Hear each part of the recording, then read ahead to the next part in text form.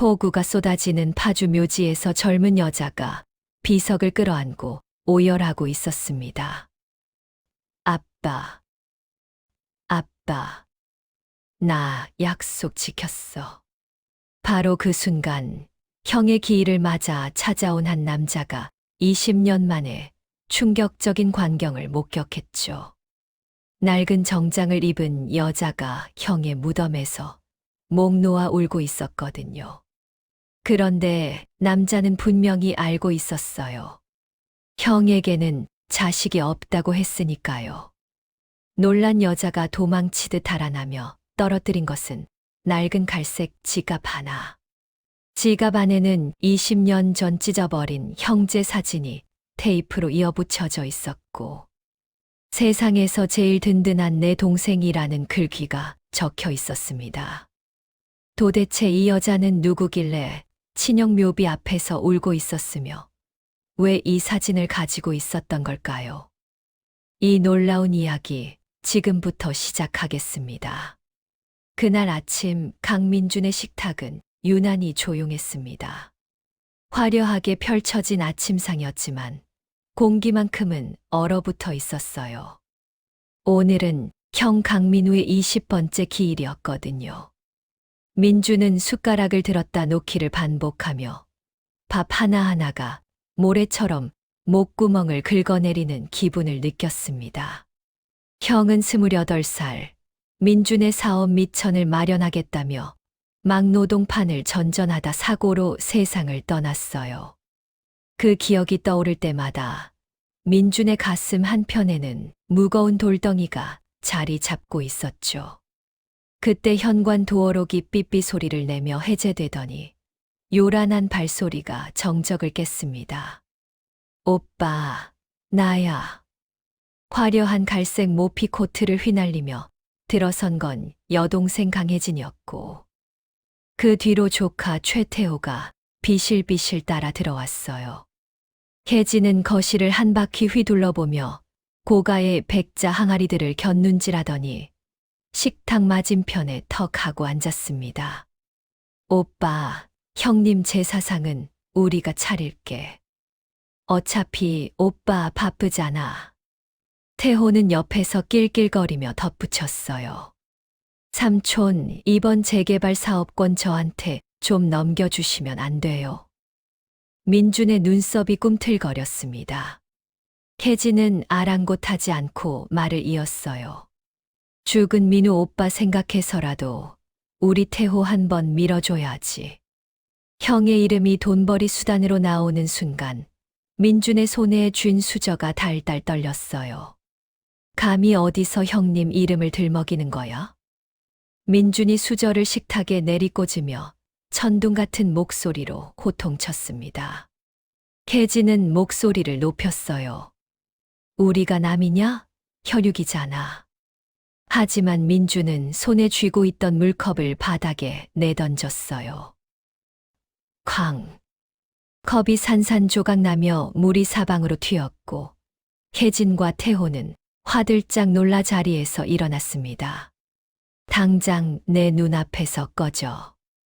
민준의 고함에 모자는 뒷걸음질 치며 현관으로 달아났고 문 밖에 서서도 한참 동안 욕지거리가 들려왔어요. 쿵! 현관문이 닫히고 나자 민준은 가슴을 부여잡으며 거친 숨을 몰아쉬었습니다. 심장이 마구 뛰었고 손끝이 저려왔어요. 민준은 서랍을 뒤적여 심장약을 꺼내 물 없이 털어 넣었습니다. 오늘 일정 전부 취소해. 비서실장에게 전화를 걸어 짧게 지시한 민준은 차고로 향했어요. 차고 한쪽 구석에는 먼지가 수북이 쌓인 낡은 봉고 트럭이 있었습니다. 형이 생전에 타던 그 트럭이었죠. 민준은 조수석 시트 위에 형이 아꼈던 낡은 작업화 한 켤레를 조심스럽게 올려놓았어요. 시동을 걸자 엔진이 컥컥 소리를 내며 겨우 살아났고 민준은 핸들을 꽉 쥐었습니다. 밖으로 나가자 빗줄기가 차창을 때리기 시작했어요. 와이퍼가 삐걱거리며 움직일 때마다 민준의 입에서는 작은 중얼거림이 새어나왔습니다. 형, 미안해. 정말 미안해. 트럭은 빗속을 뚫고 파주 방향으로 달렸습니다. 하지만 민주는 아직 몰랐죠.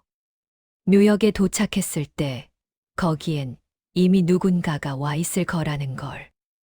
파주 공원 묘지에 도착하자 하늘이 뚫린 듯 빗줄기가 쏟아져 내렸습니다. 민주는 우산을 펼치며 묘역으로 들어섰어요. 비 내리는 안개 사이로 묘비 앞에 누군가가 쪼그려 앉아 있는 게 보였습니다. 낡은 정장을 입은 젊은 여자였어요. 아빠, 나 약속 지켰어.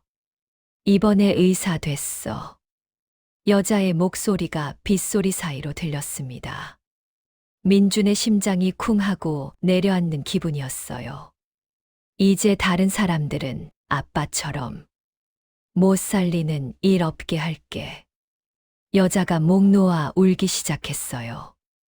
민주는 너무 놀라서 소리를 질렀습니다. 거기, 누구세요? 여자는 화들짝 놀라며 손에 들고 있던 낡은 지갑과 서류를 진흙탕에 떨어뜨린 채 산 아래로 뛰어내려갔습니다. 민주는 진흙탕에 떨어진 갈색 지갑을 집어들었어요. 지갑 안 투명한 신분증 칸에는 테이프로 이어 붙인 흑백 사진이 있었습니다. 젊은 시절의 민준과 형 민우가 어깨 동무를 하고 환하게 웃고 있더라고요. 20년 전 자신이 찢어버렸던 바로 그 사진이었어요. 사진 뒤에는 삐뚤한 글씨로 세상에서 제일 든든한 내 동생 민준이라고 적혀 있었습니다. 민준의 눈에서 뜨거운 눈물이 왈칵 쏟아져 내렸어요. 지갑 안쪽에는 젖은 서류가 접혀 있었고 전문의 자격 취득 예정자 윤지우라는 글자가 선명하게 박혀 있었습니다. 형의 딸, 지우. 자신이 짐승처럼 외면했던 그 아이가 의사가 되어 나타난 거였습니다. 시퀀스 3. 그때 주머니 속에서 휴대폰 진동이 울렸습니다. 회장님, 찾았습니다. 재개발 3구역 고시원에 거주 중입니다. 윤지우 29세, 의과대학을 수석으로 졸업했고요. 어머니는 5년 전 지병으로 사망했다고 합니다. 민주는 전화기를 든 채 그대로 굳어버렸습니다. 내가 죽일 놈이지. 민주는 주먹으로 핸들을 내리쳤습니다. 한참을 그렇게 앉아 있다가 민주는 재개발 3구역으로 차를 돌렸어요. 하지만 그 시각 혜진은 자신이 심어둔 정보원으로부터 전화를 받고 있었습니다. 회장이 묘지에서 여자 하나 만났대. 울면서 의사 어쩌고 하는 애. 설마 민우 삼촌 핏줄. 혜진의 눈빛은 이미 심상치 않았습니다. 뭔가 계산하는 듯한 날카로운 빛이 감돌았어요. 재개발 3구역은 처참했습니다. 민주는 낡은 트럭을 골목 어귀에 세우고 고시원을 찾아 헤맸어요. 고시원 1층 편의점 유리창 너머로 지우가 보였습니다. 낡은 트레이닝복을 입고 의학 교과서를 읽으며 폐기 도시락을 허겁지겁 먹고 있더라고요. 민주는 가슴이 미어지는 것 같았어요. 바로 그때 편의점 안쪽에서 점장이 나타나 지우의 머리를 툭툭 치며 핀잔을 주었습니다. 그러더니 지우가 먹던 도시락을 쓰레기통에 던져버렸어요. 민준이 뛰어들어가려는 순간 검은 세단이 급브레이크를 밟으며 섰습니다. 혜진과 태호, 용역 2명이 내렸어요. 혜진 일당은 민준보다 한 발 앞서 지우를 차지하는 거였습니다. 혜진은 편의점으로 들어가 진열대를 발로 차며 행패를 부리기 시작했습니다. 감히 우리 오빠 핏줄 흉내를 내. 어디서 굴러먹던 게 의사라고 사기를 쳐. 민주는 어둠 속에서 이 모든 광경을 지켜보며 온몸이 떨렸습니다. 민주는 숨을 죽이며 상황을 지켜봤습니다. 혜진이 정확히 무엇을 하려는 건지 먼저 파악해야 했거든요. 혜진은 지우의 멱살을 확 잡아챘어요. 어디서 감히 의사 행세를 하냐? 태호는 지우가 들고 있던 의학책을 낚아채더니 바닥에 내동댕이 쳤어요. 용역 2명이 편의점 문 앞을 막아서자 지우는 꼼짝없이 갇힌 신세가 됐죠. 혜진은 품속에서 서류 봉투를 꺼내 지우의 얼굴 앞에 흔들었어요. 내가 강민우 딸이라는 증거 있어? 다 조작된 거잖아. 봉투 안에는 친자 불일치라고 적힌 검사지가 들어 있었어요. 물론 혜진이 급조한 가짜 서류였죠. 혜진은 한 발 더 다가가 지우의 어깨를 거칠게 밀쳤어요. 지우가 뒤로 비틀거리자 혜진은 뺨을 올려치려고 손을 치켜들었죠. 바로 그 순간 그 손 당장 치우지 못해. 쾅! 편의점 문이 거칠게 열리며 민준이 들어왔죠. 민준은 지팡이를 바닥에 쿵 찍으며 혜진을 향해 성큼 걸어왔어요. 혜진의 팔을 낚아채 거칠게 밀쳐냈습니다. 혜진은 비틀거리며 진열대에 부딪혔죠. 내 조카 몸에 손대면 그 손목을 잘라버리겠다. 민준의 목소리는 낮고 차가웠어요. 용역들은 민준의 살기 어린 눈빛에 주춤거리며 멈춰섰습니다. 민준은 태호의 손에서 가짜 서류를 낚아채더니 그 자리에서 찢어버렸어요. 당장 내 눈앞에서 꺼져. 내 조카 건드리면 너희들 묻어버리는 건 일도 아니야. 혜진 일당은 편의점 문을 박차고 나갔습니다. 혜진 일당이 편의점을 나가자 민주는 구석에 웅크린 지우를 돌아봤어요. 민주는 입고 있던 점퍼를 벗어 지우의 어깨에 덮어주려 했습니다. 늦게 와서 미안하다, 아가. 하지만 지우는 민준의 손길을 거칠게 뿌리쳤어요. 손대지 마세요. 누구세요? 왜 이제 와서 삼촌 노릇하세요? 지우는 바닥에 떨어진 의학책을 주워 품에 꼭 안았어요. 당신이 우리 아빠 죽게 만들었잖아. 민주는 망치로 머리를 맞은 듯 멍한 표정으로 지우를 바라봤죠. 기억 안 나요? 10년 전 아빠가 사고 났을 때 내가 수술비 빌려달라고 전화했었잖아요. 그때 삼촌은 시끄럽다고 전화 끊었어요. 보이스피싱인 줄 알았다면서요? 민준의 얼굴이 창백해졌어요. 그때 삼촌이 전화만 안 끊었어도 아빠는 살았어요. 민준의 다리가 휘청거렸죠. 몰랐다. 정말 형인 줄 몰랐어. 지우는 고개를 저었어요. 이제 와서 무슨 소용이에요. 당신 같은 사람 필요 없어요. 지우는 그 말을 남기고 편의점 문을 열고 나갔죠. 민주는 텅 빈 편의점에 홀로 남아 짐승처럼 울부짖었습니다. 며칠이 지났어요. 민주는 회장실에서 비서실장을 불러 조용히 말했죠. 회장직 사퇴 발표 준비해. 재산 정리도 시작하고. 민주는 그날부터 회사 일에서 완전히 손을 뗐어요. 그리고는 형의 일기장을 들고 재개발 구역으로 향했죠.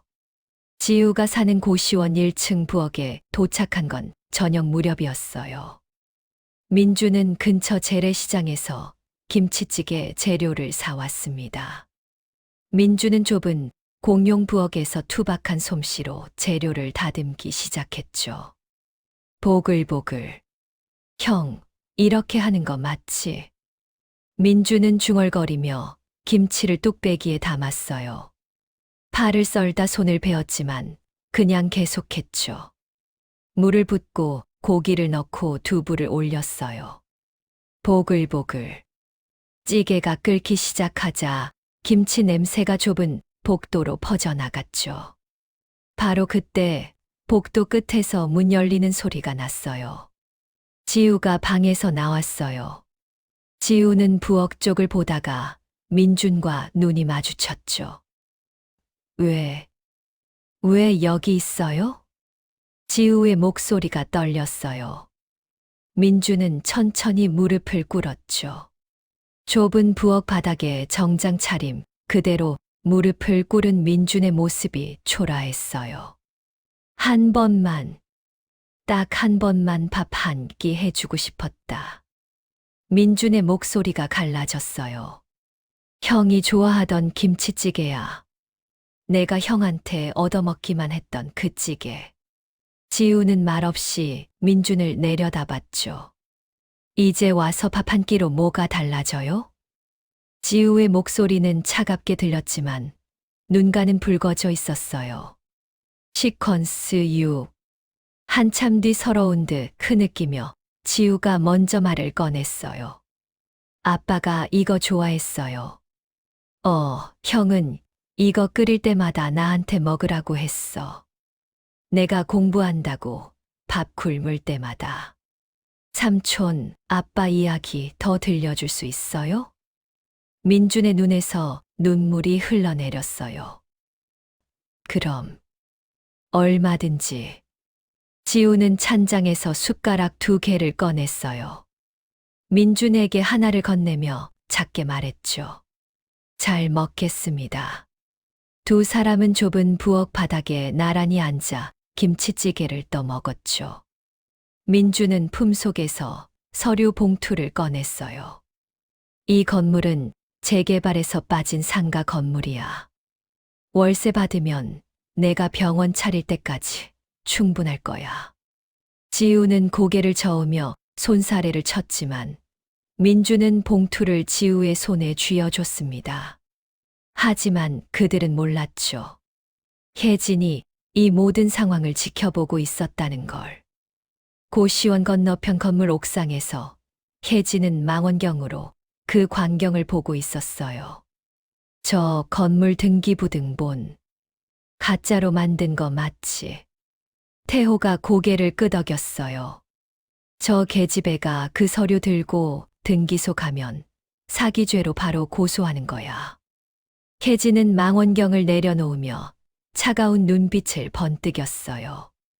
다음 날 아침, 지우는 민준이 준 서류를 들고 구청 등기소로 향했습니다. 등기소 창구에 서류를 내밀었어요. 건물명의 이전 신청하러 왔습니다. 직원이 서류를 받아 들고 컴퓨터를 두드리더니 표정이 굳어졌습니다. 손님, 잠시만요. 이거 이상한데요? 그 순간 등기소 입구로 경찰관 2명이 들어왔어요. 윤지우 씨 맞으십니까? 위조 서류 행사 혐의로 동행 요청합니다. 지우의 머릿속이 하얗게 변했어요. 이 건물 등기부등본 완전히 조작된 겁니다. 실제로는 존재하지 않는 건물이에요. 바로 그때 등기소 밖에서 플래시가 터지기 시작했습니다. 기자들이 몰려든 거였어요. 윤지우 씨, 의사 자격 취득 예정자가 사기를 쳤다는데 사실입니까? 혜진은 멀리서 그 광경을 지켜보며 만족스러운 미소를 지었어요. 한편 회사에서 회장직 사퇴 준비를 하던 민준에게 비서실장이 급히 달려왔습니다. 회장님, 큰일 났습니다. 화면에는 지우가 경찰에 연행되는 사진이 크게 떠 있었죠. 민준은 경찰서로 달려갔습니다. 1시간쯤 지나자 지우가 조사실에서 나왔어요. 지우의 얼굴은 눈물로 범벅이 되어 있었죠. 삼촌, 그 서류 가짜였어요? 아니야. 내가 실수한 거야. 혜진이 바꿔치기 한 거였어. 지우는 힘없이 웃었어요. 경찰이 그러는데요. 저 이제 의사 못 된대요. 전과자가 되면 의사 면허 취소된대요. 민준의 가슴이 찢어지는 것 같았습니다. 내가 내가 막을게. 절대 그런 일 없게 할게. 지우는 고개를 저었어요. 괜찮아요, 삼촌. 이게 제 운명인가 봐요. 지우는 그 말을 남기고 경찰서를 나갔습니다. 민주는 그 자리에 무릎을 꿇었어요. 그날 저녁 혜진은 언론사에 또 다른 제보를 했습니다. 윤지우가 실은 강민우의 친딸이 아니라는 증거를 입수했습니다. 기사가 나가자마자 여론은 들끓었어요. 지우는 고시원 방에 홀로 앉아 아버지 민우의 사진을 쥐고 있었죠. 아빠, 미안해. 나 약속 못 지킬 것 같아. 바로 그때 방문이 쾅 하고 열렸어요. 민준이 서 있었습니다. 지우야, 나 방법 찾았어. 민준의 손에는 두꺼운 서류 뭉치가 쥐어져 있었습니다. 민준은 서류 뭉치를 지우 앞에 내려놓았습니다. 이게 뭐예요? 거기에는 형 민우가 생전에 직접 작성한 유언장이 들어 있었습니다. 공증까지 받은 정식 문서였죠. 내 딸 윤지우에게 내가 가진 모든 것을 물려준다. 형이 돌아가시기 일주일 전에 작성한 거야. 변호사 사무실 금고에 보관되어 있었어. 민주는 또 다른 서류를 꺼냈습니다. 병원에서 발급한 친자 확인서였어요. 형이 돌아가시기 전에 병원에서 받은 진짜 DNA 검사 결과야. 그런데 삼촌, 이걸로 뭘 할 수 있어요? 기자회견 할 거야. 모든 걸 밝힐 거야. 다음 날 민주는 기자회견장에 섰습니다. 저는 오늘 제 여동생 강혜진이 제 조카 윤지우를 모함하기 위해 저지른 범죄 행위를 고발하러 나왔습니다. 민주는 차분하게 증거 서류들을 공개했습니다. 제 여동생은 제 재산을 노리고 조카를 범죄자로 만들려 했습니다. 그리고 저는 오늘부로 제 전 재산의 절반을 조카 윤지우에게 증여할 것을 밝힙니다. 경찰은 즉시 혜진을 조사하기 시작했어요. 혜진은 경찰서로 연행되며 민준을 향해 소리쳤습니다. 오빠, 난 오빠 동생이야. 민준은 차갑게 대답했어요. 넌 내 동생이 아니야. 형의 딸을 해치려 한 순간부터. 며칠 후 지우의 모든 혐의가 풀렸습니다. 어느 봄날 지우는 하얀 가운을 입고 병원 복도를 걷고 있었습니다. 전문의 신분증이 목에 걸려 있었죠. 진료실 문패에는 내과 전문의 윤지우라고 적혀 있었습니다. 지우는 진료실에 들어가기 전 주머니에서 아버지 사진을 꺼냈습니다. 아빠, 약속 지켰어. 이제 많은 사람들 살릴게. 그날 저녁 민주는 형의 묘소를 찾았습니다. 손에는 김치찌개가 담긴 보온 도시락이 들려 있었어요. 형, 지우 의사 됐어. 형이 그렇게 바라던 일이야. 그때 뒤에서 발소리가 들렸습니다. 지우였어요. 삼촌, 여기 계셨네요. 아빠, 저 왔어요. 오늘 첫 환자 진료했어요. 민주는 지우를 바라보며 미소를 지었습니다. 형, 봐. 우리 지우 이렇게 훌륭한 의사가 됐어. 지우는 민준의 어깨에 머리를 기댔어요. 삼촌, 고마워요. 아니야. 다 내 힘이야. 형이 내 안에 살아 있었던 거야. 두 사람은 그렇게 나란히 앉아 석양을 바라봤어요. 묘비 위로 따뜻한 햇살이 내려앉았습니다. 세 사람은 그렇게 다시 가족이 됐습니다. 비록 한 사람은 하늘에 있었지만 사랑만큼은 여전히 살아 숨쉬고 있었어요. 이 이야기가 여러분 마음에 와닿았다면 댓글로 마음을 전해주세요. 가족의 진짜 의미는 피가 아니라 사랑이라는 것. 늦었다고 생각할 때가 가장 빠른 때라는 것을 기억해 주세요. 구독과 좋아요는 더 많은 감동 이야기를 만드는 큰 힘이 됩니다. 오늘도 따뜻한 하루 보내세요.